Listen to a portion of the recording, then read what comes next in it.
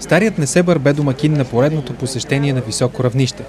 Градът под егидата на ЮНЕСКО бе посетен от генералния секретар на Организацията на градовете Световно наследство господин Денис Рикард.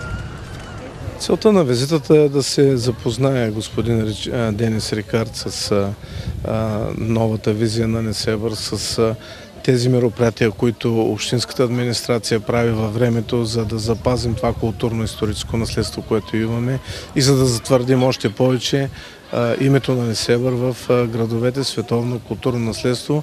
И Несебър винаги съм го казвал, че е перлата в короната на българското самочувствие. Денис Рикард бе официално посрещнат пред портите на Стария град от кмета на Несебър Николай Димитров, заместник кмета по бюджет и финанси Иван Гургов, заместник кмета по туризъм и търговия Лазар Япаджиев и от началник отдел Несебър Световно наследство Златин Челушев. Първата спирка от неговата разходка бе археологически музей Старинен Несебър, където генералният секретар на Организацията на градовете Световно наследство се запозна с невероятното културно-историческо богатство от различните периоди на Несебър, което музеят приютява.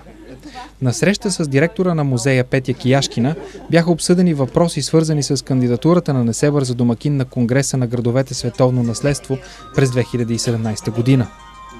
Градоначалникът на Несебър, като любезен домакин, поднесе и подаръци. Златната монета на Несебър, която припомня за времето, когато Несебър е бил град-държава със собствено монетосечене. Глинена апликация, изработена от местен гранчар, и книга за Несебър. Денис Рикард върна жеста, като подари традиционния за Канада кленов сироп и кленово вино и отбеляза, че неговата страна изнася 91% от кленовите изделия в света. На специално организирана обиколка в Стария град, господин Рикард, който от няколко дни е на територията на община Несебър, остана силно впечатлен от грижливо пазената старинност и автентичност на Стария Несебър, но сподели, че най-силно впечатление са му направили хората, които ревниво пазят културното наследство на своя град и са готови да съдействат за опазването и съхранението на универсалната световна ценност на 100%.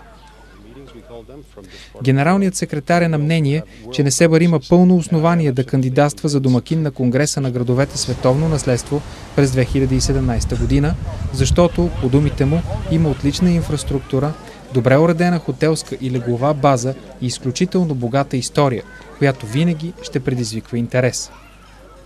Обиколката в Стария град продължи в църквата Свети Стефан, а оттам по новоизградения духовен път на Несебър, който преминава през реставрираните храмове Света Параскева, Свети Архангели Михаил и Гаврил, Свети Спас и Свети Йоан Кръстител.